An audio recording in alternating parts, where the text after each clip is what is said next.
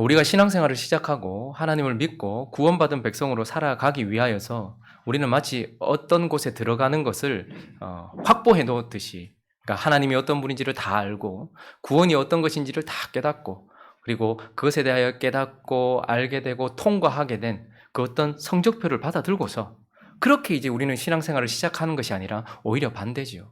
우리가 신앙생활을 시작할 때면 아무것도 알지 못한 상황 가운데서 아무것도 변화되지 않은 삶 가운데서 하나님이 은혜로 우리를 불러주셨고, 그래서 불러주신 그 자리에서 이제 막 신앙생활이 시작되기 때문에 우리의 신앙생활 속에서 우리는 하나님을 알아가는 것입니다. 하나님을 다 알았기 때문에 신앙생활이 시작되는 것이 아니라 하나님께서 신앙생활을 시작하게 해주셨기 때문에 그때부터 알아가는 사명과 소명이 생기는 것이죠. 그래서 하나님은 구원하신 우리에게 구원을 자세히 들여다보라고 말씀하십니다. 구원의 말씀을 주셨던 그 하나님이 이 많은 말씀들을 자세히 들여다보라고 말씀하십니다. 그래서 우리는 이미 받은 구원이지만 그 구원을 바라보면서 내가 받은 구원의 크기와 가치와 하나님의 어떠하심을 배워가면서 우리는 그렇게 성장하는 것입니다. 그러나 우리는 구원만 바라보면서 배워가는 존재들이 아닙니다. 하나님은 오늘 이사야서를 통해서도 심판도 자세히 바라보라고 말씀하십니다.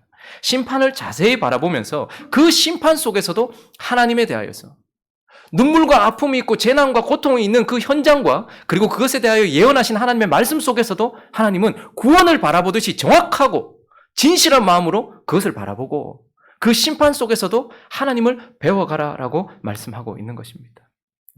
열방을 향한 열심으로 하나님께서 열방들을 심판하고 계시는 말씀들 가운데 우리는 지난주에 모압이 심판받는 장면을 보았습니다. 모압의 심판을 통해서 우리는 모압이 심판받는 장면 속에서 그것을 자세히 들여다보니까 그 모압을 심판하시는 하나님 안에도 긍휼이 있더라는 거예요. 하나님의 백성들을 향해서만 긍휼이 있었던 것이 아니라 열방 가운데 하나인 모압을 심판하신 데도 긍휼이 있었다라는 것을 보게 됩니다. 모압은 어떤 존재였습니까? 시작부터가 아브라함의 조카 롯의 딸과 롯과 그 사이에서 태어났던 시작부터가 죄로 가득했던, 그리고 그 과거 내내 이스라엘 백성들을 괴롭히고 조롱하고 저주했던, 그리고 현재적으로도 이스라엘 백성들이 고통을 당할 때마다 조롱했던 그런 모압이었음에도 불구하고 하나님은 그들에게도 긍휼을 베풀어 주셨다는, 우리는 심판을 자세히 바라보면서 그 눈물과 아비규환 속에서도 하나님의 긍휼을 보았어요. 그리고 또 우리는 무엇을 보았습니까? 그런 그들에게 그들이 죄를 무릅쓰고 굵은 베옷을 입었을 때에 하나님께서 그들이 다른 산당에 가서 다른 신을 섬기는 그들에게 하나님께서 긍휼을 베풀어 주셔서 살 길을 열어주시면서 유다의 왕에게 가서 도움을 요청하고 삶을 바꾸든지 그를 완전히 의지하여서 살 길을 열라고 하나님께서 말씀해 주셨음에도 불구하고 모압의 교만을 우리가 들었느니라. 모압이 끝까지 하나님의 긍휼을 버림으로 말미암아서 그가 심판받을 때에 무엇이 일어났습니까? 하나님의 잔혹한 보복이 있었던 것이 아니라 당연한 하나님의 공의의 시행이 있었다라는 것을 보았습니다. 그러므로 우리는 열방이 고통 가운데서 또 심판받는 과정을 자세히 바라보면서 무엇을 보게 되는 것입니까? 자세히 바라보면 그곳은 하나님의 공의, 그분의 성품이 드러나고 있다라는 것을 보게 되는 것입니다. 말씀을 이어가면서 이제 이사야서 17장은 5번째 열방에 대한 메시지, 그리고 6번째 열방에 대한 메시지가 펼쳐집니다. 모압이라는 4번째 열방의 메시지를 보면서 우리는 하나님의 긍휼하심과 그 하나님의 공의를 보았습니다. 그리고 이제 이어지는 하나님은 5번째 아람, 다메섹으로 표현된 아람이라는 나라와 에브라임으로 표현된 북이스라엘이라는 나라에 대한 심판에 대한 메시지를 통하여서 또한 우리에게 이 심판도 자세히 들여다볼 것을 말씀하시고 그 심판 속에서 우리가 보아야 될 것, 하나님이 보이고자 하시는 것들을 우리에게 설명해 주고 계시는 것입니다. 그러므로 오늘 우리는 이 다메섹이라고 표현된 아람과 에브라임으로 표현된 북이스라엘의 심판을 통하여서 또한 이 심판을 자세히 들여다보면서 우리가 보아야 될 것 몇 가지를 살펴보려고 합니다. 우리는 무엇을 보아야 하고 하나님은 이 심판 속에서 우리가 무엇을 보기 원하시는가? 그 첫 번째는 동일하게 하나님의 공의, 하나님의 공의를 하나님께서 보여주고 계십니다. 자, 17장 1절 읽어볼까요? 17장 1절 시작. 다메섹에 관한 경고라. 보라, 다메섹이 장차 성읍을 이루지 못하고 무너진 무더기가 될 것이라. 다메섹은 아람이라는 나라의 수도입니다. 그러니까 다메섹에 관한 경고는 아람 나라 전체에 대한 경고인데 아람이 어떻게 된다는 거죠? 장차 성읍을 이루지 못하고 무너진 무더기, 완전히 심판받는다. 그 다메섹에 대한 심판을 말씀하십니다. 그리고 4절을 보니까 또 한 나라를 더 등장시키는데 읽습니다. 시작. 그날에 야곱의 영광이 쇠하고 그의 살찐 몸이 파리하리니. 에브라임, 야곱, 이것은 언제나 북이스라엘. 선지자들이 고백할 때는 북이스라엘에 대한 심판을 말씀하시는데 영광이 쇠하고, 특별히 북이스라엘 하나님의 백성들에게는 외적인 풍성함도 있었지만 그들에게 있어서 영광은 무엇입니까? 영적이신 하나님, 하늘의 축복들로 채워주신 그 영광들이 있었다는 것이죠. 그러나 야곱의 영광이 쇠하고 그의 살찐 몸이 파리하여서 그가 심판받을 것이다. 다메섹도 북이스라엘도 심판받을 것이다. 이렇게 말씀하시면서 그 심판의 무서움을, 다메섹에 대한 심판의 무서움을 2절이 표현해 줍니다. 2절 읽어볼까요? 시작. 아로엘의 성읍들이 버림을 당하리니 양무리를 치는 곳이 되어 양이 눕되 놀라게 할 자가 없을 것. 아람이라는 아주 강대국이었습니다. 제국에 가까운 나라였어요. 그런데 거기에 사람이 없고 더 이상 문명이 발전하지 않은 그저 가축들이 양을 치고 눕는 그런 곳이 될 정도로 하나님께서 완전히 멸절시켜 버리시겠다라고 말씀하고 있습니다. 북이스라엘에 대해서는요, 5절 읽어볼까요? 5절 시작. 마치 추수하는 자가 곡식을 거두어 가지고 그의 손으로 이삭을 벤 것 같고 르바임 골짜기에서 이삭을 주운 것 같고. 그러면 지금 북이스라엘의 임할 심판이 얼마나 무시무시한지를 보여주는데, 추수라는 개념은 심판과 연결됩니다. 마지막이라는 거죠. 그런데 추수하는 자가 곡식을 거두어서 그의 손으로 이삭을 베요. 자, 이삭을 베고 나면 추수가 끝납니다. 그리고 나면 끝나야 되는데 2차가 또 있네요. 르바임 골짜기에서 그 추수하고 남은 어떤 이삭들이 있겠죠. 그것도 싹 주워서 가버리는 1차, 2차로 완전히 멸절시키겠다. 이것은 역사적으로도 실제로 일어났죠. 북이스라엘은 733년경에 아수르가 침범하여서 국토의 3분의 2가 완전히 박살이 났습니다. 그때부터 국력이 완전히 쇠하게 되었죠. 그런데 끝난 줄 알았어요. 근데 그때 이후에도 계속해서 하나님의 심판이 있어서 추수를 끝내고 난 이후에 또다시 2차적으로 이삭을 주우러 온 자들처럼, 이삭을 주우러 온 자들처럼 아수르가 어떻게 합니까? 결국은 722년에 10년을 채 넘기지 못하고 722년에 완전히 망해버리는 그런 일들이 있었던 것입니다. 자, 그러면 왜 하나님은 다메섹이라는 수도의 나라 아람과 왜 하나님은 북이스라엘을 멸망시키신 것입니까? 왜 하나님은 그렇게 심판하신 것입니까? 그 이유를, 다메섹, 아람 나라의 심판의 이유를 3절이 우리에게 힌트해주고 있는데 3절 읽어볼까요? 시작. 에브라임의 요새와 다메섹 나라와 아람의 남은 자가 멸절하여 이스라엘 자손의 영광같이 되리라. 만군의 여호와의 말씀입니다. 자, 지금 이들의 심판이 이스라엘 자손, 북이스라엘과 연결되어 있어요. 자, 그런데 표현을, 아람이라는 나라를 어떻게 표현하는 거 아니까? 에브라임의 요새. 저 표현을 여러 해석하는 방법이 있는데, 근데 에브라임의 요새라는 것은 에브라임이, 북이스라엘이 요새처럼 여겼던, 요새처럼 의지했던 아람이다, 이런 뜻입니다. 그러니까 아람이라는 나라는 잘 아는 것처럼 아수르가 내려오니까 아수르를 막아서기 위해서 북이스라엘에게 동맹을 요청했고, 주변에 있는 블레셋이나 에돔이나 여러 나라의 동맹을 요청하면서 특별히 그 당시에 가장 셌던 북이스라엘과 동맹을 맺었어요. 그러니까 북이스라엘과 연합했던 나라였는데, 근데 그의 심판의 이유가 뭐냐면 에브라임의 요새처럼 너희가, 북이스라엘이 너희를 요새처럼 여겼고, 다메섹의 나라라는 것은 이 다메섹 아람이라는 나라가 주권과 통치권을 가지고 있었다는 거예요. 그래서 이 다메섹과 아람이 멸망한 이유를 북이스라엘과 연관시키시면서 그들이, 하나님의 백성들이 하나님의 뜻을 떠나게 만들었던 주범이었기 때문이다, 이렇게 말씀하고 있는 것입니다. 북이스라엘은 아수르가 내려오는 그 가운데서 영적으로 해석해야 했고, 그 가운데서 하나님이 원하시는 길을 갔어야 함에도 불구하고 그것을 두려워하지 않았던 이유가 하나님 때문이 아니라 아람이라는 강력한 나라가 자기 옆에 있어줬고 동맹을 요청했을 뿐만 아니라 자기에게는 요새가 되어주어서 북이스라엘이 겁없이 하나님을 떠나게 만들었던 그런 요소였다라는 것입니다. 그래서 어떻게 하십니까? 하나님은 이 다메섹을, 하나님의 백성이 하나님을 떠나게 만들었던 이 아람을 심판하신다라고 말씀합니다. 자, 그런데 오늘 심판의 이유 가운데 특별히 하나님께서 주목하고 계시는 것은 북이스라엘의 심판의 이유입니다. 자, 그들은 하나님의 백성이 하나님을 떠나게 만들었어요. 자, 그런데 북이스라엘의 심판은 왜 하시는가? 10절이 설명을 해주고 있네요. 10절 읽어봅니다. 시작. 이는 네가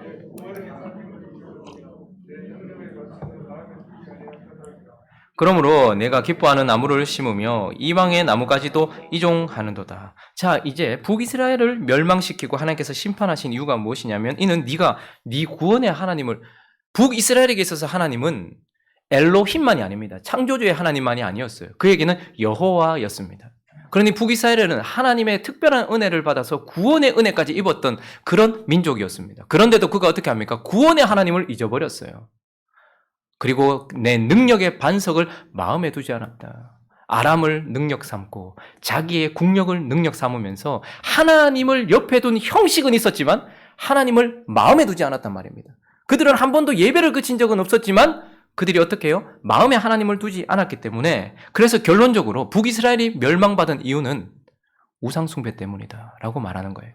그래서 이방의 나무까지도 이종하여 와서 다른 신을 섬겼다라고 말씀하고 있는, 충격적이지 않습니까?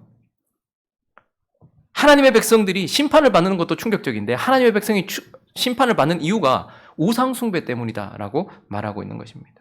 실제로 그래서 열왕기상 12장을 한번 가볼까요? 열왕기상 12장 25절부터 북이스라엘의 예배 형식을 우리가 한번 살펴볼 필요가 있습니다. 25절부터 33절까지. 하나님이 다윗과 솔로몬이 지나고 난 이후에 나라를 둘로 가르셨습니다. 북이스라엘이 막 시작되었을 때에 첫 번째 북이스라엘의 일대 왕이었던 여로보암, 그는 솔로몬의 종이었죠. 그러니까 군사였단 말입니다. 그런데 그가 하나님께 어떻게 하든 하나님의 섭리 가운데서 북이스라엘의 일대 왕이 되는데, 여로보암이, 자 읽어볼까요? 25절 시작. 여로보암이 에브라임 산지에 세겜을 건축하고 거기서 살며 또 거기서 나가서 분회를 건축하고 그의 마음에 스스로 이르기를 나라가 이제 다윗의 집으로 돌아가리로다. 만일 이 백성이 예루살렘에 있는 여호와의 성전에 제사를 드리고자 하여 올라가면 이 백성의 마음이 유다 왕 된 그들의 주 르호보암에게로 돌아가서 나를 죽이고 유다의 왕 르호보암에게로 돌아가리로다 하고, 자 걱정이 생겼어요. 나라가 두 개로 갈라졌는데 이스라엘 백성들에게 있어서는 어쨌든 북이스라엘든 남유다든 하나님이 중심인 거예요. 그래서 예배는 어디서 드려야 되는 거예요? 남유다의 예루살렘 중앙에 있는 성전, 그곳에서 예배를 드려야 되는데 가만히 생각해 보니까 백성들이 그리 가서 예배를 드리다가 남유다 왕한테 마음이 빼앗기면 어떡하지? 사실 남유다도 북이스라엘도 하나님이 왕이신데 그 걱정 때문에 어떻게 하는 거예요? 28절 읽어보겠습니다. 28절 29절 시작. 이에 계획하고 두 금송아지를 만들고 무리에게 말하기를 너희가 다시는 예루살렘에 올라갈 것이 없도다. 이스라엘아, 이는 너희를 애굽 땅에서 인도하여 올린 너희의 신들이라 하고 하나는 베델에 두고 하나는 단에 둔지라. 자기가 생각해 보니까 이렇게 해서는 안 되겠다 싶어서 어떻게 하는 거예요? 예루살렘 성전 중심의 예배를 어떻게 해요? 바꾸는 거예요. 그렇게 바꾸어서 가지 않아도 된다라고 말하면서 베델, 영적인 의미가 있었던 베델, 그리고 가장 높은 곳 단, 요 두 곳에다가 성전을 지어놓고 거기다가 이것이 하나님이다라고 말하면서 뭐 하는 거예요? 금송아지를 만들었다, 이렇게 얘기합니다. 자, 우상숭배의 첫 번째 특징. 우상숭배. 뭐가 우상숭배입니까? 하나님 아닌 다른 신을 섬기는 것이 우상숭배입니다. 그래서 여로보암이 첫 번째 하나님 아닌 다른 신을 섬기게 만들었던 것이죠. 베델과 단에다가 금송아지를 만들어 놓고 이것이 너희를 구원하고 인도해낸 하나님이다 라고 말하면서 그 금송아지를 섬기게 만드는, 하나님 아닌 다른 신을 섬기게 만들었다라는 것입니다. 자, 30절부터 33절까지도 읽어봅니다. 시작. 이 일이 죄가 되었으니 이는 백성들이 단까지 가서 그 하나에게 경배함이더라. 그가 또 산당들을 짓고 레위 자손 아닌 보통 백성으로 제사장을 삼고 8째 달 곧 그 달 15째 날로 절기를 정하여 유다의 절기와 비슷하게 하고 제단에 올라가되 베델에서 그와 같이 행하여 그가 만든 송아지에게 제사를 드렸으며 그가 지은 산당의 제사장을 베델에서 세웠더라. 그가 자기 마음대로 정한 달 곧 8째 달 15째 날로 이스라엘 자손을 위하여 절기로 정하고 베델에 쌓은 제단에 올라가서 분향하였더라. 자, 그가 금송아지 2개를 만들었어요. 하나님 아닌 다른 신을 섬기게 만드는 우상숭배입니다. 또 우상숭배의 다른 양상이 하나 있습니다. 또 하나는 하나님이 주신 방식이 아닌 자기 방식으로 섬기는 것도 우상숭배입니다. 하나님을 섬기는 건 맞아요. 그런데 자기 방식으로 섬기는 것 또한 우상숭배입니다. 많은 교회 안에 있는 사람들이 우상숭배에 빠져 있는데 그들은 나는 하나님 섬긴다, 성부, 성자, 성령을 섬긴다 말해요. 방향은 성부, 성자, 성령인지 모르겠어요. 그런데 우상숭배란 또한 그 하나님이 말씀하신 방식이 아닌 자기 방식으로 섬기는 것, 그것 또한 우상숭배인 것입니다. 그래서 그가 먼저 어떻게 했죠? 산당들을 지었어요. 사람들에게 편리를 제공했단 말입니다. 예배 드릴 때에 굳이 예루살렘까지, 여러분 디아스포라들까지 모이니까 절기 때마다 모이는 것이 얼마나 많은 비용이 들고 얼마나 힘들었겠어요. 그러니까 산당들을 많이 지어놓고 여기서도 예배 드릴 수 있다라고 말했고, 특별히 레위 자손이 아닌 보통 백성으로 제사장을 삼았대요. 하나님은 하나님을 섬길 때 특별히 구별된 레위 자손 속에서, 레위 자손 중에서, 그게 레위 자손들이 다른 자손들보다 나아서가 아니라 하나님이 그렇게 정하신 방식입니다. 레위 자손들보다 더 똑똑하고 레위 자손들보다 더 각을 잘 뜨고 레위 자손들보다 더 기도 잘하는 사람이 있었겠지만 하나님은 레위 자손을 통해서였어요. 그런데 많은 사람들이 어떻게 해요? 남유다 성전 중심의 예배를 지금까지 자기 조상이 조상에서부터 그렇게 왔으니까 아마 제사장들이나 레위 지파들이 남유다 쪽으로 많이 기울었겠죠. 그러니까 그때부터 어떻게 하는 거예요? 보통 사람들 중에 그냥 제사장으로 세워버리는 것이죠. 그리고 32절에 보니까 8째 달 15째 날, 원래 유다의 절기는 7째 달 15째 날입니다. 7월 15일이어야 했어요. 아마 그 절기들 중에 아마 수장절이었을 것입니다. 그런데 그때 이 절기를 왜 8월 15일로 한 달 뒤로 바꿨을까요? 여러 가지 이유가 있겠지만 이 수장절이 이 7월 15일 날 절기를 지키는 것이 좀 어려웠어요. 왜냐하면 이때가 추수기 끝부분과 연결되어 있거든요. 그러니까 실컷 농사를 지었는데 추수를 잘해야 되잖아요, 마지막에. 그러니까 그때 또 바쁘단 말이죠. 그런데 하나님은 그때 절기, 그 끝쯤에 절기가 딱 있으니까 사람들 입장에서 봤을 때는 이거 예배 드리는 것과 추수하는 것이 이렇게 겹쳐지는 것 같은 거예요. 그러니까 지금까지 있었던 불편함을 여로보암이 제거시켜주는 거예요. 한 달 뒤로 미루면 추수도 마음 편하게 하고 예배도 마음 편하게 하는 것이겠죠. 그러니까 그가 자기 마음대로 정한 달 8째 달 15째 날로 이스라엘 자손들에게 절기를 삼아서 그렇게 지켰다라고 말하고 있는 것입니다. 북이스라엘이 심판받았던 이유는 무엇입니까? 금송아지와 산당을 만들어 놓고 다른 신을 섬기게 했고, 하나님을 섬긴다고 말하지만 자기 방식대로 섬겼던 여호와 구원의 하나님을 잊어버리고 그분, 그 능력의 반석 되신 그분을 마음에 두지 않았던 하나님을 떠나버린 그것에 대하여 하나님께서 심판하신 것입니다. 자, 그러니 무엇입니까? 우리가 모압을 통하여서 보았던, 심판을 통해서 보았던 것은 무엇입니까? 모압은 처음부터 하나님의 백성들을 끊임없이 찔러대었던, 하나님의 백성들을 괴롭혔던 민족이었고, 과거만 그랬던 것이 아니라 현재도 그러하였습니다. 그래서 하나님은 그를 공의롭게 심판하신 것입니다. 그럼에도 하나님이 긍휼을 베풀어 주셨음에도 불구하고 그들은 교만하여 하나님께는 엎드리지 않고 오히려 에돔 왕에게는 엎드리더라도, 자기 산당에 자기 신에게는 엎드려도 그 가운데서 하나님께 엎드리지 않았던, 하나님을 반역했던, 끝까지 하나님의 긍휼까지도 쳐내버렸던 그것에 대한 합당한 보응으로서 하나님은 공의의 하나님이셨던 것입니다. 하나님의 백성들을 괴롭히는 모압을 하나님이 분명히 심판하시는데 그것은 잔인한 보복이 아니라 공의의 시행인 것입니다. 아람은 모압과는 달랐어요. 오히려 북이스라엘 백성들 편에서 봤을 때는 자기들에게 도움을 주는 자였어요. 그러나 그들은 결국 자신들이 도움을 주긴 하지만 하나님을 떠나버리게 만들었던 것에 대하여 하나님은 하나님을 떠나게 했던 그 아람을 심판하심으로써 하나님의 공의를 드러내신 것입니다. 북이스라엘은요, 그 오랜 기간 동안 참아오신 하나님 앞에 끝까지 하나님을 잊어버리고 하나님을 버린 것에 대한 심판. 그래서 하나님은 하나님을 떠나고 하나님을 떠나게 했던 백성들을 향하여 공의로운 심판을 하심으로써 그 심판을 자세히 들여다보니 그곳에는 잔인한 보복과 피가 아니라 하나님의 마땅한 공의가 있다는 것을 심판 속에서 드러내시는 것입니다.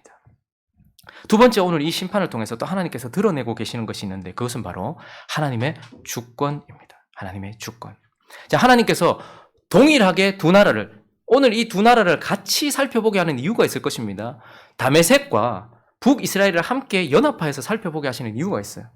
똑같이 심판을 받아요. 하나님을 떠나게 했던, 그래서 하나님을 떠났던 둘 다 똑같이 심판을 하셨어요. 그런데 다른 점이 보이네요. 3절 한번 다시 읽어볼까요? 3절 시작. 에브라임의 요새와 다메섹 나라와 아람의 남은 자가 멸절하여 이스라엘 자손의 영광같이 되리라. 만군의 여호와의 말씀. 에브라임에게 요새가 되어 주었고 다메섹에서 통치권을 날렸던 아람의 남은 자, 여기서 남은 자라는 단어가 나오는데, 그런데 아람의 남은 자는 어떻게 돼요? 어떻게 됩니까? 멸절, 남기지 않고 싹 심판하신다라는 거. 자, 그런데 6절 한번 읽어볼까요? 6절 6절 시작. 그러나 그 안에 주울 것이 남으리니 감람나무를 흔들 때에 가장 높은 가지 꼭대기에 과일 2-3개가 남은 같겠고 무성한 나무의 가장 먼 가지에 4-5개가 남은 같으리라. 이스라엘의 하나님 여호와의 말씀입니다. 자, 똑같이 심판받는데, 그런데 다메섹에게는 하나님이 남은 자도 멸절시켜버리겠다 말이에요. 그런데 북이스라엘은 그러나 그 안에 주울 것이 있대요. 나무를 막 흔들어도 가장 높은 곳에는 2-3개 남잖아요. 무성한 가지, 가장 먼 가지에는 4-5개 어떻게든 남는단 말이에요. 그런 것처럼 소수지만 하나님께서 북이스라엘은, 하나님이 특별히 선택하셨던 북이스라엘에게는 하나님이 남은 자를 두신다. 아람의 남은 자는 완전히 멸절시키시고 북이스라엘의 남은 자는 구원하신다. 이렇게 말씀하고 계시는 것입니다. 그래서 우리는 하나님의 심판, 열방을 향한 하나님의 심판 속에서 우리가 또 보게 되는 것은 무엇입니까? 가장 중요한 것은 우리가 잊어버리지 말아야 될 것 중에 하나는, 하나님을 처음 대할 때부터 우리는 하나님의 은혜가 아니고 하나님의 사랑이 아니고 하나님의 공의와 긍휼이 아니라 우리가 가장 먼저 생각해야 될 것은 무엇이냐면 하나님의 주권입니다. 우리는 하나님이 자신의 주권을 행사할 때마다 의아해야 합니다. 왜? 똑같이 잘못했는데 하나님을 떠나게 했는 민족이나 하나님을 떠난 민족이나 자세히 들여다보면 하나님 떠난 민족들, 구원의 하나님을 잃어버린 이 인간들이 더 나쁜데 왜 하나님은 이 사람들은 안 남기시고 이 사람들을 남기십니까? 라고 우리는 하나님 앞에 대들 수 있어요.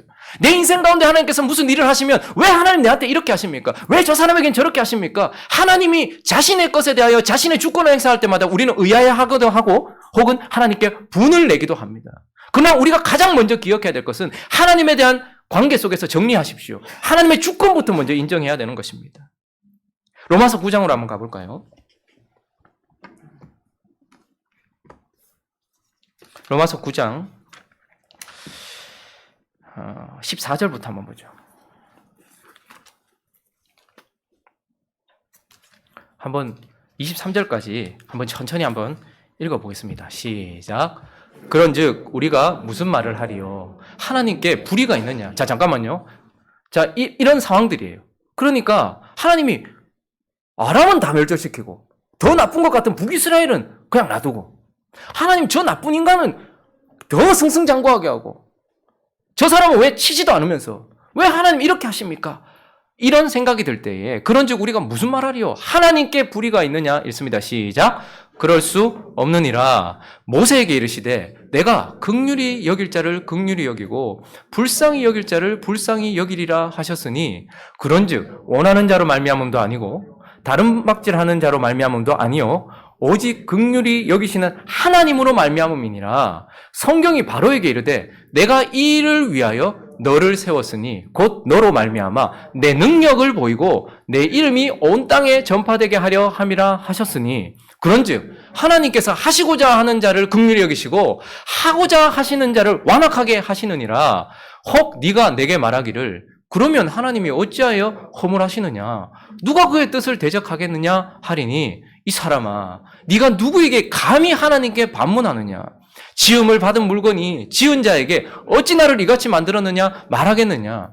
토기장이가 진흙 한 덩이로 하나는 귀 쓸 그릇을 하나는 천이 쓸 그릇을 만들 권한이 없느냐? 만일 하나님이 그의 진노를 보이시고 그의 능력을 알게 하고자 하사 멸하기로 준비된 진노의 그릇을 오래 참으심으로 관용하시고 또한 영광 받기로 예비하신 바 긍휼의 그릇에 대하여 그 영광의 풍성함을 알게 하고자 하셨을지라도 무슨 말을 하래요?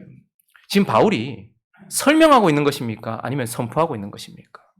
선포하고 있는 거예요. 설명하고 있는 것이 아닙니다. 이걸 좀 더 쉽게 이 메시지 성경 버전으로 제가 한번 다시 읽어드릴게요. 왜 하나님은 아람은 안 남기시고 더 나쁜 것 같은 북이스라엘은 남기시면서도 저렇게 당당하신가? 거기에 대해 우리는 이렇게 생각해 볼 수 있어요. 이것을 두고 우리가 하나님을 불공평하시다고 불평할 수 있을까요? 부디 성급하게 판단하지 마십시오.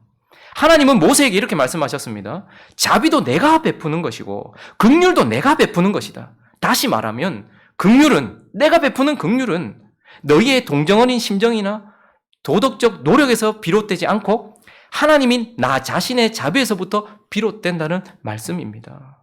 하나님께서 바로에게 하신 말씀도 같은 요지의 말씀입니다. 나는 나의 구원의 능력이 펼쳐지는 이 드라마에서 너를 단역으로 쓰려고 골랐다. 이 모든 이야기를 한마디로 하면 결정권은 처음부터 하나님께 있다는 것입니다. 하나님께서 일을 주도하셨고 우리는 그 일에서 좋은 역할이든 나쁜 역할이든 우리 역할을 할 뿐입니다. 이렇게 이의를 제기하시렵니까? 모든 것을 다 하나님이 결정하신 것이라면 어떻게 하나님이 우리에게 책임을 물을 수 있단 말입니까? 큰 결정은 이미 다 내려져 있는데 대체 우리가 할 수 있는 것이 무엇이란 말입니까? 아람은 멸망하기로 다 멸절하기로 결정되어 있고 북이스라엘은 남기기로 결정되어 있다면 하나님이 다 결정하셨다면 왜 허물하시며 왜 책임을 물으시며 이미 다 큰 내용은 결정되어 있는데 우리가 할 수 있는 것은 무엇입니까? 거기에 대하여 20절부터 대체 여러분은 누구이기에 이런 식으로 하나님에 대해 이러쿵 저러쿵 할 수 있다는 생각을 하는 것입니까? 사람이 감히 하나님을 문제 삼을 수 있다고 생각합니까? 진흙이 자기를 빚고 있는 손을 향해 왜 당신은 나를 이런 모양으로 만들고 있습니까? 하고 묻는 법은 없는 것입니다. 한 진흙덩이로는 꽃을 담을 병을, 또 다른 진흙덩이로는 콩조리용 항아리를 만들 수 있는 권리와 주권이 토기장이에게 있는 것이 분명하지 않습니까? 하나님께서 당신의 노여움을 보여줄 목적으로 한 모양의 도기를 특별히 고안하시고 노여움을 보여줄 목적으로 또 당신의 영광스러운 선을 보여주실 목적으로 또 다른 모양의 도기를 정교히 제작하셨다는 것에 대체 무슨 문제가 있을 수 있겠습니까? 여러분 지금 하나님이 내 멋대로 하는데 어디 너희들이 감히 말대꾸해 지금 이렇게 말씀하시는 것입니까? 하나님이 북이스라엘은 남겨주시고 아람은 멸절하시는 데 있어서 우리는 그 이유를 다 모릅니다. 그저 단 한 가지 완전히 선하시고 모든 것을 다 아시며 자비로우시고 긍휼하시고 무궁한 선을 가지고 계신 그분이 그렇게 하시기를 기뻐하셨기 때문에 그 기쁘신 뜻에 의하여서 그렇게 했다는 것밖에 우리는 알지 못합니다만 그러나 한 가지 우리가 기억해야 될 것이 있습니다. 지금까지 하나님은 천대를 받아오셨어요. 지금까지 하나님은 주권도 없는 것들의 주권 행사를 바라보고 계셨어요. 그러나 이제 이 심판의 때를 통하여 하나님 지금 뭘 하시는 것입니까? 아람이 자기 힘으로 일어난다고? 아수르가 자기 힘으로 일어난다고? 바벨론이 자기 힘으로 강성해졌다고? 아니, 하나님께서 자기의 주권대로 지금까지 해오셨다는 것을 선포하시면서 이 열방에 대한 심판 속에서 자신의 주권을 드러내고 있는 것입니다. 하나님은 그분의 심판 속에서 우리가 그것을 자세히 들여다볼 때에 그분의 공의를 드러내실 뿐만 아니라 그분의 주권을 드러내고 계신다라는 것을 보게 되는 것입니다. 마지막으로 우리 한 가지 더 살펴보면 이 심판을 자세히 들여다보니까 또 보이는 것이 있는데 그것은 무엇이냐면 바로 하나님의 능력입니다. 여러분 우리 참 하나님 무시하죠. 우리는 참 하나님을 무시합니다. 하나님의 주권을 무시합니다. 하나님이 비를 내리셔도 그분이 비를 내리시고 하나님이 홍수를 일으키시고 쓰나미를 일으키셔도 하나님이 그렇게 하세요. 근데 그 전에 먼저 그만큼 심하게 쳐셔야 했던 공의롭지 못했던 우리를 보아야 되는데 하나님의 공의도 무시하고 그리고 하나님의 주권도 무시하고 그리고 우리는 쉽게 하나님의 능력도 무시합니다. 하나님 마치 아무것도 하실 수 없는 자인 것처럼. 그러나 하나님은 자신의 주권에 따라 남은 자를 내가 결정했다. 북이스라엘 사람들은 건질 거다. 남은 자를 건질 거다. 결정했으면 건져낼 능력이 있어야 될 것 아닙니까? 그래서 남은 자를 구원하시는 능력을 우리에게 보이십니다. 자, 12절부터 우리 한번 읽어볼까요? 12절부터 14절까지 시작. 슬프다. 많은 민족이 소동하되 바다 파도가 치는 소리같이 그들이 소동하였고 열방이 충돌하였을 때 큰 물이 몰려온 같이 그들도 충돌하였도다. 열방이 충돌하기를 많은 물이 내려온과 같이 하나. 자, 여기까지만. 먼저 지금 12절부터 갑자기 왜 이런 말씀을 하시나. 열방의 민족들이 하나가 되어서 어떤 심판받을 민족을 향해서 달려오고 있는 것을 묘사하고 있어요. 마치 많은 민족들이 파도가 넘쳐 흐르는 바다와 같이 그렇게 몰려들면서 심판하려고 몰려들고 있는 그 상황을 묘사하고 있는 것입니다. 물이 서로 부딪히면서 그 무서운 물이 심판하기 위해서 몰려오고 있는 것을 보여주고 있어요. 그래서 열방이 충돌하기는 많은 물이 몰려온 같이 심판하려고 하나, 자, 주께서 시작.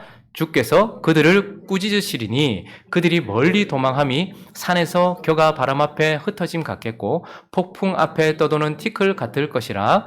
보라, 저녁에 두려움을 당하고 아침이 오기 전에 그들이 없어졌나니 이는 우리를 노략한 자들의 몫이요 우리를 강탈한 자들의 봉이에요. 이건 뭘 얘기하는 것일까요? 지금 하나님의 심판이 무섭게 다가오고 있는데, 그러나 하나님이 남은 자들을 구원하기 위하여서 하나님께서 하신 일들을 또 묘사하고 있는데, 몰려온 같이 하나 주께서 그들을 꾸짖으신대요. 13절 중반에 보니까 꾸짖으시고 그들을 멀리 흩으신대요. 그러면서 14절이 뭐라고 말합니까? 저녁에 두려움을 당했는데 아침이 오기 전에 그들이 다 없어졌다. 아마 지금 이사야는 심판 앞에 서 있었던 두려워 떨었던 히스기야 시대에 아수르가 그들을 치기 위해서 그 많은 물과 같이 내려왔고, 그들이 아주 위험한 상황 가운데 있었을 때에, 그래서 그 밤에 어떻게 합니까? 두려워했어요. 그래서 열왕기하 한번 가볼까요? 19장 35절만 읽어보면 그때 당시에 역사적인 상황이 이랬을 겁니다. 읽어봅니다. 시작. 이 밤에 여호와의 사자가 나와서 아수르 진영에서 군사 18만 5천 명을 친지라. 아침에 일찍 일어나 보니 다 송장이. 자, 이게 무슨 지금 역사적인 사실이었죠. 아수르가 히스기야가 자기 성전에 있는 것까지 싹싹 긁어서 조공을 바치고 보냈는데 또다시 내려왔어요. 그리고 나서 이제 둘러싸서 남유다를 완전히 패망시키려고 하는 그때에 마치 물이 충돌하듯이 몰려오고 있었어요. 자, 그때에 히스기야와 백성들이 하나님을 의지했죠. 그래서 그 밤에는 이게 어떻게 하지? 18만 5천 명이 그 작은 예루살렘 성을 에워쌌으니까 이제 곧 멸망이잖아요. 그런데 그때 하나님께서 어떻게 하십니까? 자기 남은 백성들을 구원하시기 위한 그의 능력이 어떻게 해요? 그 밤에는 두려움이었으나 다시 보니까 아침이 오기 전에 그들이 없어졌다. 실제로 여호와의 사자가 누구였는지 뭐 어땠는지는 모르겠지만 그가 어떻게 합니까? 완전히 다 멸절시킴으로써 그 밤에 두려움으로 잠들었던 그들이 아침에 보니까 18만 5천 명이 다 싸그리 사라진 거예요. 남은 자를 구원하시기 위하여 역사하셨던 하나님의 능력을 하나님께서 지금 우리에게 보여주고 계시는 거예요. 하나님은 열방을 향한 심판 속에서 그분이 가지고 계신 주권을 시행하기 위한 그분의 능력이 우리의 환경도 하루아침에 바꿔버리는, 우리를 둘러싸고 있었던 아수르 18만 5천을 하루아침에 다 싸그리 제거해버리는 하나님의 능력을 보이십니다. 그러나 더 큰 능력은 무엇입니까? 오늘 본문 말씀 7절 8절 읽어봅니다. 7절 8절 시작. 그날에 사람이 자기를 지으신 이를 바라보겠으며 그의 눈이 이스라엘의 거룩하신 이를 뵙겠고 자기 손으로 만든 제단을 바라보지 아니하며 자기 손가락으로 지은 아세라나 태양상을 보지 아니할 것입니다. 여러분, 우리는 생각하기를 우리를 묶고 있었던 외적인 그런 상황 속에서 18만 5천이라는 아수르 군대가 사라지는 것이 더 큰 능력이라고 생각하지만 영적인 관점에서 봤을 때는 한 번도 하나님을 바라보지 않았던 눈이 북이스라엘의 눈이었어요. 누군가가 뭔가를 바라본다는 것은 그의 마음이 그러하다는 것이고 그의 마음이 원하는 것이라는 겁니다. 어떤 남자가 저 여자를 계속 보면 그 여자를 마음에 품고 있다는 거예요. 어떤 사람이 그 옷을 계속 보고 그 백을 계속 보면, 그리고 그것을 계속 본다면 그 사람의 마음이 거기 있다는 것이고 그것을 좋아하는 존재라는 거예요. 자, 그런데 북이스라엘은 한 번도 하나님을 바라본 적이 없었습니다. 거룩하신 이를 바라본 적이 없었어요. 그저 여로보암이 만들어 놓은 자기 손으로 지은 금송아지를 바라봤을 뿐입니다. 그 제단을 바라봤을 뿐입니다. 그런데 놀랍게도 그날에 그들의 부패했던 마음에 변화가 일어나고 그들의 부패했던 시선이 고정되어 하나님께 고정되어 변화되는 능력. 18만 5천 명이 하루아침에 무너지는 것보다 더 놀라운 것은 한 번도 하나님을 바라보지 않았던 그들의 마음이 바뀌어서 하나님께 돌아오는, 근데 하나님은 그걸 할 수 있다 이렇게 말합니다. 북이스라엘의 남은 자를 구원하실 때 하나님께서 그들을 로봇처럼 혹은 그들의 아무 변화도 없는데 하나님께서 야 내가 했으니까 남겨둬 이렇게 말하지 않고 하나님 어떻게 하십니까? 북이스라엘의 마음속에 역사하십니다. 그들의 의지 속에 역사하셔서 그들이 변화되게 하시고 그들의 마음속에 역사하셔서 그들의 부패한 마음을 씻어주시는 하나님의 은혜가 그들에게 있다라고 말하고 있고 하나님은 그렇게 그런 능력을 가지고 계신다라고 말합니다. 여러분, 우리는 하나님의 능력을 얼마나 무시하는지요? 하나님은 우리의 상황 속에 우리를 둘러싸고 있는 18만 5천 명을 하루아침에 무너뜨릴 수 있는 능력이 있으신 분인 줄로 믿습니다. 그러나 부패하고 더러운 나 자신의 마음과 그리고 내가 그렇게 바라보고 있는 북이스라엘 같은 사람들의 마음 속에도 하나님이 남기신 것이 사실이라면 그 사람 속에 하나님의 능력을 발휘하셔서 그들의 눈을 바꾸시고 그들의 마음을 바꾸시고 그분의 영혼을 바꾸시는 능력이 있는 하나님이신 줄로 믿습니다. 오늘 말씀을 통해서 우리는 구원 속에서도 하나님의 은혜와 사랑과 많은 것들을 배우지만 심판을 자세히 들여다보면서 하나님에 대해서 배우고 있습니다. 그래서 우리는 기억해야 될 필요가 있습니다. 지금 이사야서를 쭉 보면서 하나님의 열심이, 여호와의 열심이 무엇을 이루고 있는가에 초점을 맞추십시오. 여호와의 열심이 부패한 자기 백성들을 구원해내시는 것으로, 그리고 그에게 소중한 왕을 주심으로써 하나님의 나라를 이루어 가시는 것으로 드러났다. 이것이 우리가 지금까지 살펴보았어요. 자, 그런데 이제 열방을 향해 선포되는 메시지를 통해서 여호와의 열심은 또한 구원받고 하나님의 나라가 된 자기의 백성들에게 안식을 주시기 위하여 지금도 힘있게 일하고 계신다. 그 여호와의 열심이. 그래서 어떻게 합니까? 세상이라고 상징되고 세상이 왕이라고 상징되는 바벨론과 바벨론 왕을 심판하셔서 자기 백성들에게 안식을 주시는 하나님. 그 여호와의 열심. 그리고 그들이 한 번도 벗어보지 못했던 아수르를 심판하심으로 말미암아 그들 스스로 선택했던 나의 집, 나의 멍에를 하나님께서 끌어주심으로 말미암아서 자기 백성에게 안식을 주시는 여호와의 열심. 항상 우리 안에 있으면서 우리를 치고 우리가 믿음으로 서지 않으면 언제나 우리를 넘어뜨렸던 육체적 정욕과 같은 블레셋을 심판하심으로 말미암아서 자기 백성에게 안식을 주시는 여호와의 열심. 이것에 대해서 살펴보았어요. 자, 그러니 이 말씀을 들을 때 얼마나 은혜가 됩니까? 여호와의 열심이 나를 구원해내시고 여호와의 열심이 나를 하나님의 백성 삼으시고 여호와의 열심이 하나님의 백성 나에게 안식을 주시기 위하여 일하신다. 그런데 거기서 멈추면 안 된단 말입니다. 이 여호와의 열심이 계속해서 심판하시면서 이제 그 여호와의 열심이 자기 백성에게만 향하시지 않고 자기 자신에게도 향해 있다는 것을 보셔야 됩니다. 그 여호와의 열심이 열방에 대한 심판, 모압을 심판하심으로써 자기 이름과 자기 영광을 위하여 하나님은 지금까지도 무시당하는 공의가 어디 있냐? 겁대가리 없이 하나님 앞에서 마음대로 행하던 그런 행동들에 대하여서 모압이 저렇게 난리를 치고 암몬이 저렇게 난리를 쳐도 하나님은 아무것도 아니야 라고 생각했던 자기 백성들과 모든 사람들 앞에서 하나님은 때가 되면 공의를 드러내시는 자기의 이름의 영광을 위하여서 하나님은 그 일을 하시는 자기 영광을 위하여서 자신의 열심으로 그 일을 하고 계시는 것입니다. 하나님께서 하나님을 떠나게 했던 자들, 그리고 구원의 은혜를 맛봤음에도 불구하고 하나님을 무시했던 자들에 대하여 하나님이 잔인한 보복이 아니라 당연한 공의를 행사하시면서 나는 십자가에서 죽음으로 사랑을 표현한 사랑의 하나님일 뿐만 아니라 죄를 그대로 내버려 두지 아니하는 공의의 하나님이다 라는 것을 심판을 통해서 분명히 보여주신단 말입니다. 자신의 영광을 위하여서. 그리고 마치 자기가 주권자인 것처럼 자기 인생의 주인인 것처럼 자기가 가지고 있는 것의 주인인 것처럼 내가 내 혀의 주인이고 내가 내 삶의 주인이고 내가 내 손에 내 발의 주인인 것처럼 주권을 행사하던 우리에게 하나님은 그 심판을 통해서 자신의 주권을 드러내면서 자신의 영광을 찾으시는 하나님이란 말입니다.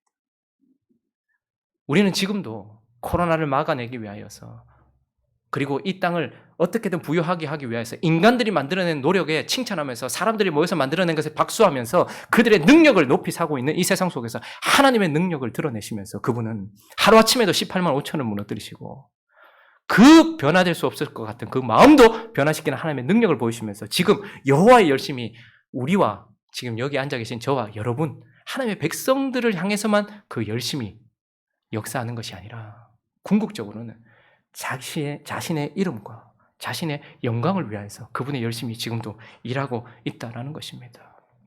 여호와의 열심이 그분의 영광을 드러내려고 하고 계신다는 말입니다. 그러므로 우리는 뭐 해야 되겠습니까? 지금 그분이 열방을 심판하고 계십니까? 지금 그분이 북이스라엘 같은 교회 안에 있는 사람들을 심판하고 계십니까? 비가 이렇게 쏟아지고 홍수가 나고 우리의 경제적인 타격이 이렇게 일어나고 우리 입을 닫으라고 하나님께서 모든 사람들의 입에 마스크를 씌우시고 너희들이 모이면 죄를 지으니 모이지 말아라. 교회도 모이지 말아라. 하나님께서 모두 흩어버리시는 이런 상황 속에서 마음대로 할 수 있다고 생각했던 우리의 삶이 하나도 마음대로 되지 않는 그리고 주권자이신 그분의 역사대로 그리고 그분이 언제든지 우리가 돌이키면 이 모든 것들을 다 해결하실 수 있는 그분의 능력과 그리고 그분의 공의 이런 것들이 펼쳐지고 있는 상황 속에서 사람들은 지치고 피곤하고 힘들고 원망한다 할지라도 우리는 우리에게 주신 은혜 가운데서도 하나님을 찬양해야 되고 기뻐해야 되지만 지금 일어나고 있는 이 현상 속에서도 우리는 하나님을 높여야 된단 말입니다. 하나님이 지금 이 땅에 심판하고 계시다면 그 심판은 잔인한 보복이 아니라 하나님의 마땅한 공의란 말입니다. 그러니 하나님을 찬양할 수 있는 저와 여러분 되시기를 예수 그리스도의 이름으로 축원합니다. 그분의 주권에 박수를 보내며 그분의 능력을 찬양하면서 하나님을 높이는 저와 여러분 되셔서 8월 앞으로 우리 앞에 또 어떤 일이 일어날지 모르겠어요. 그러나 하나님이 보통 참으셨습니까? 우리 민족만 봐도 그렇습니다. 내 삶만 봐도 그렇습니다. 보통 참으셨습니까? 이제 그분이 공의를 행하시고 그분이 주권을 행하시며 그분의 능력으로 파괴하든 세우시든 그분이 무엇을 하시든 우리는 그분께 영광 올려드리기로 다짐하며 8월을 시작하는 저와 여러분 되시기를 예수 그리스도 이름으로 축원합니다. 같이 한번 찬양하겠습니다. 가사를 생각하면서 우리가 옛날부터 많이 불렀지만 마음을 담아서 찬양하도록 하겠습니다.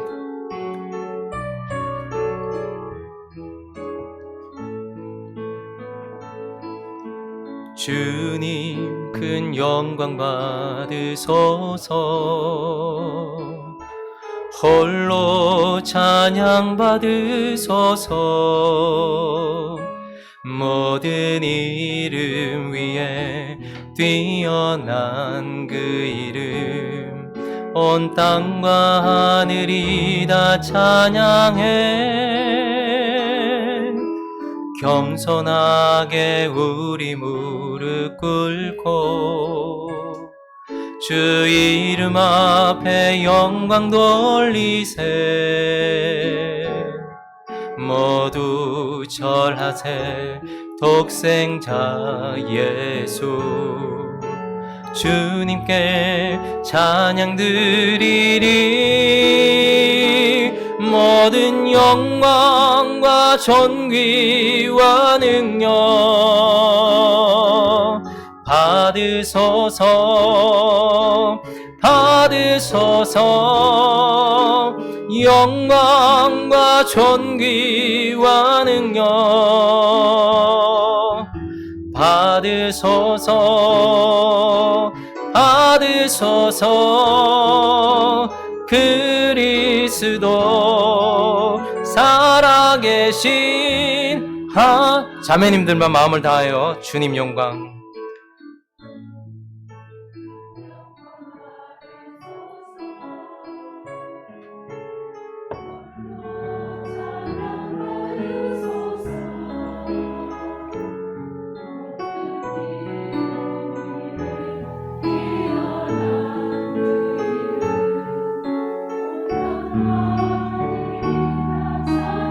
형제님들 찬양합니다. 겸손하게 우리 무릎 꿇고, 겸손하게 우리 무릎 꿇고 주 이름 앞에 영광 돌리세. 모두 절하세 독생자 예수, 주님께 찬양 드리리. 함께 찬양합니다. 모든 영광과 존귀와 능력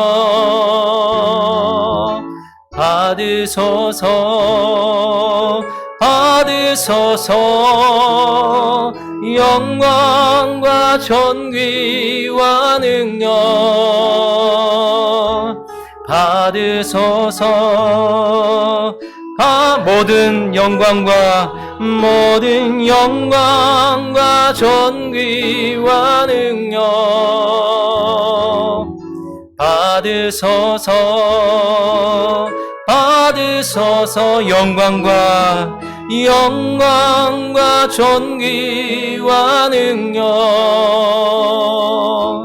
받으소서, 받으소서. 그리스도 살아계신 하나님. 우리 시간 한번 기도했으면 좋겠는데요. 여러분, 구원을 자세히 바라봐야 됩니다. 하나님이 우리에게 얼마나 큰 사랑을 주셨는지, 그리고 지금도 얼마나 큰 사랑으로 우리와 함께 하시는지 바라봐야 됩니다. 그러나 심판도 자세히 바라보셔야 됩니다. 지금 우리 삶의 현장도 자세히 바라보셔야 됩니다. 내 삶 속에 일어나는 일과 지금 역사 가운데 일어나는 모든 일들은 성경 속에서 역사하셨던 일이 현재적으로 일어나고 있는 하나님의 역사하심인 것입니다. 늘 사랑만 있습니까? 아니요. 심판도 있습니다. 그 심판을 자세히 들여다보시기 바랍니다. 그 심판 속에서 그래서 공의를 바라보시고 하나님의 주권을 바라보시고 하나님의 능력을 바라보면서 우리는 하나님의 구원 속에서도 하나님을 찬양하지만 하나님의 심판 속에서도 하나님을 찬양하는 그런 우리가 될 수 있게 해달라고. 그리고 우리 겸손해졌으면 좋겠어요. 하나님이 내 삶 속에서 늘 햇볕만 비춰야 됩니까? 비 오면 안 됩니까? 하나님 내 삶 속에 홍수 나면 안 됩니까? 우리는 그렇게 하나님 앞에 당당하게 요구할 수 있는 자들입니까? 우리 겸손하게 이렇게 고백했으면 좋겠습니다. 주여, 주의 뜻대로 하옵소서. 그러나 우리의 약함을 아시오니 우리의 체질을 아시오니 우리를 붙들어 주시고 욥과 같이 주셨을 때 주신 이도 여호와시라고 찬양할 수 있고, 그러나 가져가셨을 때에도 가져가신 이도 여호와시니 내가 찬양합니다라고 고백할 수 있는 더욱더 성숙으로 나갈 수 있게 달라고, 또 각자의 기도 제목들을 가지고 함께 기도하며 나갑니다. 기도하겠습니다. 거룩하신 하나님 아버지, 우리는 내 삶 속에 역사하셨던 하나님의 은혜들을 깊이 기억합니다. 주님께서 제 삶 속에 찾아오셨고 구원을 주셨고 하나님 나라 백성 되게 하셨습니다. 그리고 주님은 말씀을 보게 하시면서 그 말씀 속에서 하나님의 역사를 보게 하십니다. 그리고 나의 삶 속에 하나님의 은혜를 주실 때에 하나님께서 내 삶 속에 지금도 은혜를 주고 계신다는 것을 깨달으면서 우리는 하나님께 감사할 수 있습니다. 그러나 우리는 하나님의 심판과 하나님의 여호와의 열심이 계속해서 이어지면서 바벨론도 심판하시고 아수르도 심판하시고 블레셋도 심판하시면서 여전히 여호와의 열심이 구원에만 머무르지 않고 그분의 나라를 이루는 데만 머무르지 않고 우리에게 안식을 주기 위하여 일하고 계신다는 것을 보게 됩니다. 그러나 그 열심이 궁극적으로는 하나님 자신을 향해 있다는 것을 보게 하여 주시옵소서.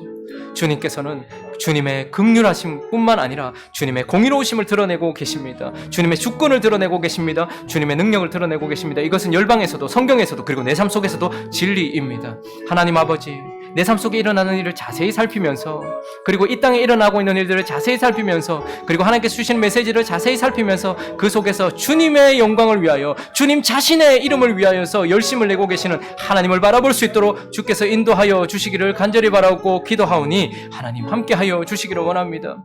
하나님 아버지, 이 하나님의 열심이 지금 이루고 있는 것을 계속해서 따라갈 수 있도록 도와주시옵소서. 구원받은 것에서만 주저앉아있지 말게 하시고 하나님의 나라가 이루어지는 것에 대하여 달려갈 수 있도록 도와주시며, 그리고 하나님을 안식을 주기 위하여서 계속해서 일하고 계실 뿐만 아니라 자기의 영광을 위하여서 본인의 영광을 위하여 일하고 계시는 하나님의 열심을 바라볼 수 있도록 도와주옵소서. 그래서 주님을 인정하고 주님께 영광을 올려드리며 주님을 찬양하는 우리가 되어질 수 있도록 도와주시옵소서. 하나님 아버지, 우리는 얼마나 자기중심적인지 모르겠습니다. 우리가 태양을 중심으로 돌고 있음에도 불구하고 우리는 태양이 동쪽에서 떠서 서쪽으로 지고 있다고, 내가 움직이는 것이 아니라 나를 중심으로 태양이 돌고 있다고 생각하는 방식 그대로 하나님에 대하여 생각할 때도 많이 있습니다. 여호와의 열심이 나를 구원해내시고 여호와의 열심이 나를 하나님 나라 백성으로 삼아주신 것에 대하여 감사할 줄은 알고, 그리고 그 열심이 끊어지지 않은 채 바벨론과 바벨론 왕과 아수르와 블레셋을 치시면서까지 내게 안식까지 주시려고 하시는 그 여호와의 열심에는 박수를 보내지만, 그러나 그분의 열심이 자신의 영광과 자신의 떨어진 이름과 자신의 성품을 드러내기 위하여 지금도 일하고 계신다는 것에 대한 우리는 관심이 없습니다. 하나님께서 하고 계시는 이 일들, 성경 속에서 하셨던 일, 그리고 내 삶 속에서 하시는 일, 그리고 지금 이 역사 가운데 하고 계신 이 모든 일들이 다 내 아버지의 일입니다. 그리고 그분은 허허 웃으면서 십자가에서 피 흘리시면서 죽기만 하신 분이 아니라 심판하시고 공의를 베푸시는 하나님이시고, 그래서 사람들이 겁없이 하나님 앞에 죄를 짓고 하나님을 무시하며 정의가 어디 있냐, 공의가 어디 있냐 그렇게 말하고 있는 그 상황 속에서도 지금까지 참아오셨고, 그리고 마치 하나님의 주권은 무시된 채 세상 사람들이 만들어 놓은 대로 살아가면 모든 것이 이루어질 것처럼 생각했던 그런 주권도 무시당하셨고 그분의 능력도 무시당하셨지만, 그러나 그분은 자신의 영광을 다른 이에게 빼앗기지 아니하시는 분이십니다. 그래서 열방의 심판 가운데서 이것들을 너희가 보고 이것들을 높이며 찬양해라라고 말씀하시는 그분 앞에 나를 위한 하나님의 열심뿐만 아니라 하나님 자신을 위한 하나님의 열심에 박수하며 찬송하며 그분에게 영광을 올려드리는 우리 모두가 되어질 수 있도록 인도하여 주옵소서. 마지막 때 하나님의 공의가 드러나고 있습니다. 찬양합니다. 마지막 때 주님의 주권을 드러내고 계십니다. 찬양합니다. 마지막 때 주의 능력이 드러나고 계십니다. 찬양합니다. 그 가운데서 우리는 주님을 찬양하며 주님께 합당한 백성 되어질 수 있도록 역사하여 주옵소서. 감사합니다. 우리 주 예수 그리스도의 이름으로 기도드립니다. 아멘.